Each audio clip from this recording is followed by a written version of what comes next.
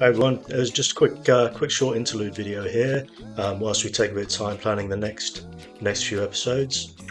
Just want to go through previous 3 episodes quickly and correct a few tiny little mistakes that we might have made, just so that the Crash fans have the most up-to-date and recent accurate information. So keep watching.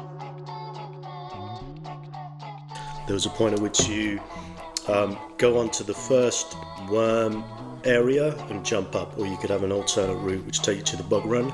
They would both lead out at the same point. So my memory of this is interesting because I remember originally the idea was for the bug run to exit at the point where the Cortex boss fight starts, so maybe just out under the slide. But looking at some footage from the Game Hut videos that John Burton put out, it seemed that it exited at a different point. So we'll let him describe where in one of the prototypes it did lead to. And then we'll jump our way back up here, and we're back outside the level. And actually, we've ended up to the right hand side of where we started. So you can see over here, here's Neo waiting to give you the tutorial on how to bounce on these mole things. So we haven't skipped any of the gameplay, so it's entirely a bonus section. I'm just going to skip out of this, but we can see this is where we would have started off that section. So that's bug run. So there you go. Yeah, it wouldn't really have made sense for you to be able to skip the initial tutorial section on your first playthrough. So maybe it was considered that the bug run would become unlocked if you went back and revisited the first level. I'm not entirely sure how it would have worked, but yeah, interesting nonetheless. The character there of Capu was actually designed by Rich. I don't think that was his name, but we took him out. But we never modelled him, did we? Never modelled him. We never modelled him. No, I don't. I see. So apparently Capu was modelled. Speaking to some of the other devs, they remember seeing him, seeing a 3D model of him, but only in a fixed pose. It turns out there wasn't enough memory to include him on the boat during the boat crossing loading section, and unfortunately no other footage or screenshots of him exist anymore. This is a bit of is it Danny Flynn and Rich? So this is again concept art? Danny Flynn, Rich concept art. So the other two concept artists on the project were Danny Flynn and Rich Holman, and they both had different styles, but they tended to collaborate sometimes on artwork. But this specific art, I think this one is just Rich's. Riches? And sometimes Rich would colour in Danny's art, but I don't think this is one of them. Interesting enough, he did colour in a couple of pieces that I did, this island picture and also this rooftop one. But again, this Balloon World one is probably just Rich's also. Riches? What's wrong with you? Always bringing up the riches. But it would be a little kind of racing thing, similar to Outrun, where you'd have Cortex still in his wig in the driver's seat. This sounds like some pie in the sky stuff. And we never had any oversight. Gameplay. No, we never had any gameplay of driving in cars or anything like that. So I was trying to remind myself a bit more about this Komodo Brothers course idea, and yeah, so I've tracked down the original trivia that I would have posted on the Space Cat trivia thing back in early 2005, so a few months after the game was released, and that was probably when my memory was the most accurate. Cortex would have been in the passenger seat, not the driver's seat, as I said in the video. But also, John is right in that we never had any actual racing physics or anything like that in the game. But that reminded me that the reason this idea was proposed is because it was essentially just going to be a hog wild type piece of gameplay where the car would just continuously be moving forward without any breaks, and you just it basically would just play as a hog wild type thing. And then here you can see that it appeared in quite a few of the maps that we proposed for the second island. So here is the entrance to it right at the top here, and it loops around the back of the island, the track would, and then comes out the starting point. I think the Komodo brothers would have had a crystal that they're trying to trick Cortex with, hence why he was in the wig to disguise himself.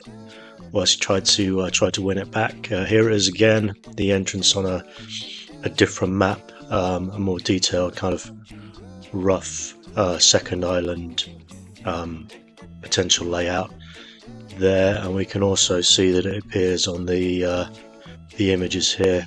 Just there's a little Komodo brothers shack, start of the racecourse there, and also I think it appears on the bigger picture of the second island also.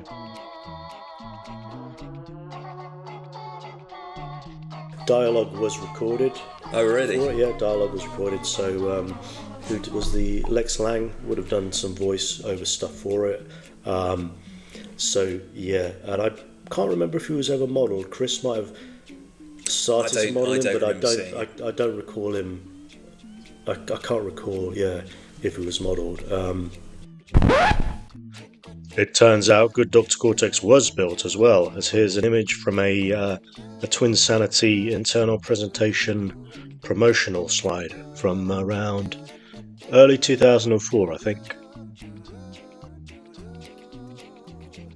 As far as I know, once we got going with what became Crash Twinsanity, if you don't know, it was called, was it a Whole New Dimension? Yeah, so was it's the first name we came up with it. So Evolution. That got sliced. Whole New Dimension, but also fully fluxed for a small amount of time. I don't think it. I think that was our Australian artist used to like saying things were fully something that I can't say on this video without it getting censored.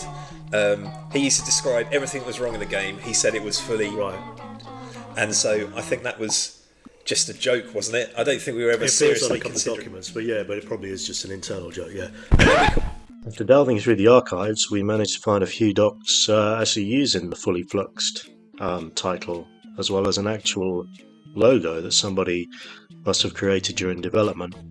So it looks like, it must have been being seriously considered at some point. That's possibly the best game design sketch that has ever been drawn. That is pretty good. We obviously wanted a seesaw in the level. Right.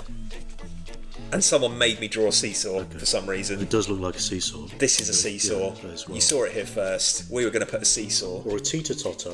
Apparently that's what you call it in America, a Teeter-Totter. We call it in England a seesaw.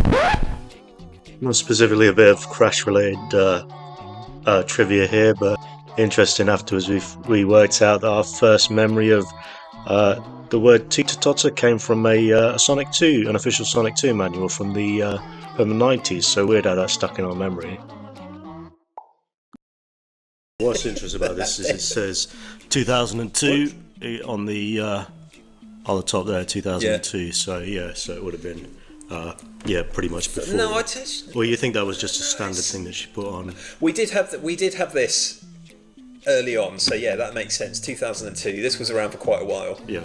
But so we figured out that the dates shown on these animation templates might not accurately reflect when the actual character was created, as they all have 2002 just as a generic standard date, and the name Evolution as well, because we know for sure that the elephant and the janitor here were created in 2003, so they were specifically for the Whole New Dimension era and not from the Evolution space themed era. And interesting, quite a few of the documents still have Evolution as the name, even though it was kind of phased out from the end of 2002, so that's where some of the confusion occurs. But so the animations that we see on this channel here, they could be from various different times during the development process, and not necessarily 2002. Interesting question, because the level goes back quite a long way. I think it almost goes back as far as Crash Evolution. Yeah. Would you concur? Yeah. So we think that it probably originally existed as a when Evolution changed into Crash, a whole new dimension. That the idea was to have different dimensions of the same initial Crash world, and one of them was going to be a cute version of it, hence why it was known internally as Cute World. So I don't think initially it really didn't Cute World, Cute Dimension. Yeah, it didn't really have anything to do with... So we've been trawling through... So doing a little bit more investigating into the origins of Cute World, found that there was a document from February 2003 where the initial concept for playing around with dimensions was initially proposed, and it was a document put together by various team members to propose that there'd be 4 different dimensions, and one of which could potentially be a sickly cute world, sickly cute island. So that at one point it was considered that there would be a whole dimension based around the cute aesthetic. But then a couple of weeks later, in another document, 24th of February, we find that it's been relegated as an idea to just a small mini dimension known as an ego dimension. So a dimension that would take place within someone's mind, and this would have been Coco's mind. So it was then connected to Coco, probably more so in terms of her aesthetic rather than her personality, but just something to be a good environment for Cortex to look out of place in. So yeah, the Q World idea didn't have anything to do with the space evolution space version of the game, and was introduced pretty much as soon as we transitioned to the dimension aspect. And then finally, not necessarily a correction or an update at all, but just found another interesting bit of information in one of the documents that the elephant was possibly at one point going to follow Cortex out of Gone a Bit Coco and into the lab, the ice lab, and you'd have a little boss fight where you have to defeat the elephant who's escaped from Coco's mind. So yeah, that would have been quite funny. I don't know if that was scrapped as an idea early on, but it appears here in one small bit of documentation. So yeah, interesting factoid. And then just a bonus bit of trivia here. What we'll do at some point is go into more detail in a future video about the differences between the hub, the Sanity Island hub, as it appeared here, and then as it later was refined here with additional details such as Fish Fountain Mountain and the beach playground area added. And also interesting to note that the Cortex boss fight and the Mecha Bandicoot boss fight were in 2 separate locations early on, so we'll do a separate video talking about that, and also why the beach area was expanded to include more variety. So yeah, stay tuned for that one. But yeah, great.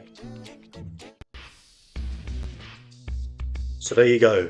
There were just a few quick updates, a few quick corrections, just so that we keep all the information as accurate as possible.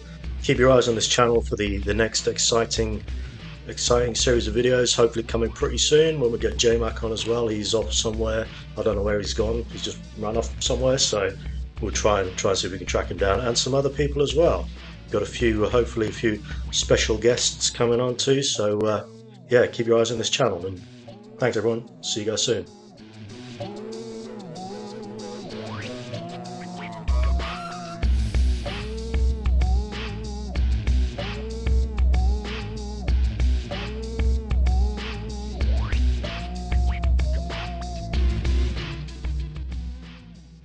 What have I got?